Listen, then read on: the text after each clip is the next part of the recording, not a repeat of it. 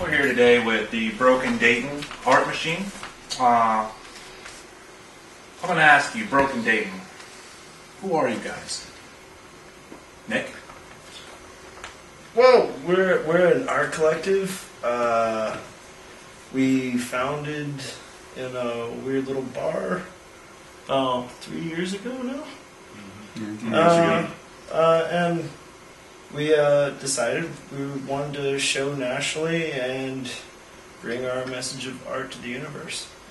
Right now, we're made up of myself, Nicholaus Arnold, Frank Travers, Phillip Evans, Ian Breidenbach, and Ashley Jonas, and Rin Cummings. Oh. Speaking of your message, what is it that you guys do? We're trying to bring a message of sort of cultural change and betterment through art, sort of in the best way we can. So we started in Dayton, which has been on the list of top five sort of most distressed cities in the country for the past decade or so, and now we're coming to places like Williamsport and Breidenbach, Pennsylvania,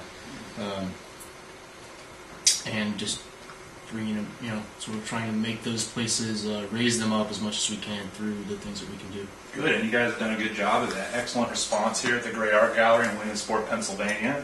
What do you think your plan is for the future? We have quite a few shows lined up. We're going to do a show of like 16 to 20 solo mobile art shows.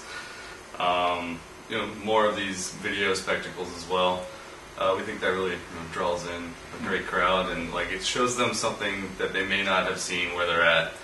I don't know. It's like we would rather take New York-ish stuff to everyone else as opposed to going to New York and doing that. That's what we try to do here at the Great Art Gallery. And speaking of your video work, what do your videos bring to the work? Well, in a place like Williamsport, that's a lot of what's going on in any small town is facial recognition. You see people on the street, you know who they are, and then you see their art. And as people coming in from out of town, not a lot of people are going to know who Nick Arnold or Ian Breidenbach, Phil Evans, Frank Travers. They're not going to know those people, but when you put your face on the side of a building in a town like this, it really turns some heads. You're sort of getting that facial recognition. You're giving yourself something sort of to talk about. Yeah. A boost in we that like direction. getting close with others. Yeah, that's what it's all about. I agree. Yeah. So, what makes this show better than nothing so great? I think all of us coming together and just being here, being something to see, having the amount of artists that we have in the show, having the Gray Gallery and everyone help us with their artists and just bring the whole thing together. Just this huge spectacle of art, videos. It's just something... You can't find variety like this in many shows. You can't see this spectrum of art. You can't see so much. And I have to say, there's a lot of good stuff right now in the gallery downstairs. Well, yeah, we've got a range of artworks and artists, spanning 30 years in a variety of styles. We've got new media, we've got printmaking, etchings, charcoal drawings from Rick Poole, performance art. You really there's not a lot of sort of mediums that are lacking in this show. Yeah. As far as Williamsport's concerned, what has been your experience with the Williamsport art scene? Let's start with that question. The Williamsport art scene, what's your experience here so far? Just as a town, speaking in general, I've had a wonderful time. The scene, walking around the buildings and everything, meeting the people. Everyone's real friendly. People seem to want to show work. They seem to want to have it in the area for people to look at. You got stuff being carried around everywhere. I think I saw some people unloading some art in a bunch of places if you're just walking around. It seems like there's definitely an interest, a very, very big interest. I think you've also got the contemporary space of the Gray Gallery. You've got, at the same time, you've got like the Jeremiah Johnson factor and the artist. The residency Pajama that's Factory. running. Yeah, the it played artist- a major role in the art scene growing out here. Well, you know, and that's Yeah. I mean, if it weren't for, I guess it's it's the Public Art Academy at the Pajama Factory at the time that brought me here, which has sort of been the impetus for the rest of us to be here. Yeah, And as a matter of fact, Phil, you and me really originally wouldn't have met if it wasn't for the Public Art Academy. Yeah, of course. And the Artist in Residence program bringing you here.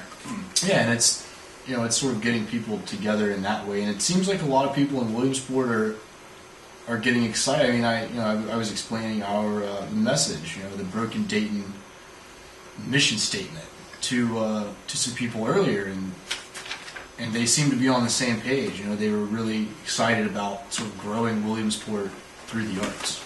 I think that like just the fact that this is happening right now is like interesting. It's like this could possibly happen again. Like once you open like the floodgates of like what you can possibly do in a town like this, that's really important. Yeah. You guys, in your stay here in Williamsport, you've been here about 4 or 5 days now. Any funny stories? Anything happened in the last few days, Nick? We crashed a party at one point. We did crash a party, yeah. Oh, crashed a party. Yeah, that was pretty interesting. Tell us, please. Well, there's a large man named Uncle there. His name's Uncle. Yes. I do. I have his driver's license photograph. It's true. with It's his true. name. It's true. A large man named Uncle. And I'm an out-of-towner. I obviously did not fit in at this party.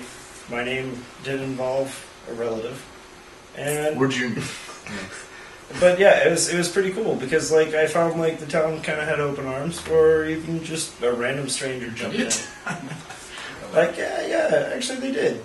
Yeah, we didn't get. And that story stands in stark. That story stands in stark contrast to our first experience as a group in an unnamed, we'll leave it unnamed, local business.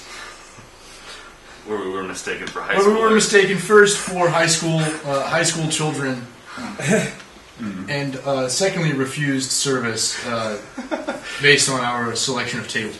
Danny's hot dogs though. The Oh. dump truck hot dog is probably the most amazing hot dog I've ever had the opportunity. So to shout out. Shameless plug. Danny's Shameless hot plug dogs. to Danny's hot Gotta dogs. applaud some local Doghouse. business. Danny's Doghouse. Danny's Doghouse. There we go.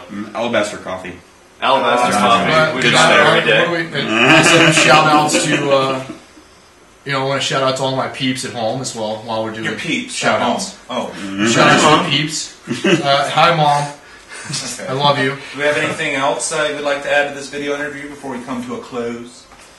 I wanted to thank you. This has been an awesome opportunity. Yeah. And one of the Yeah. first Thanks for letting times us we've stay been in able place. to Yeah. Casey, a lot. John, do something like this. Yeah. John Thank- Yogozinski, I guess, didn't want to participate in this interview. I know. John He Yogozinski, just always disappears. It seems John a little Yogozinski- close-minded if you were I to know, ask he's a me. little close-minded. John Yogozinski is the man behind the music. He is. And the video. Yeah. And the He's video. How's that song go? First of all, now we're gonna shout out. I'm gonna shout out to Oprah on this. I don't want to get sued, but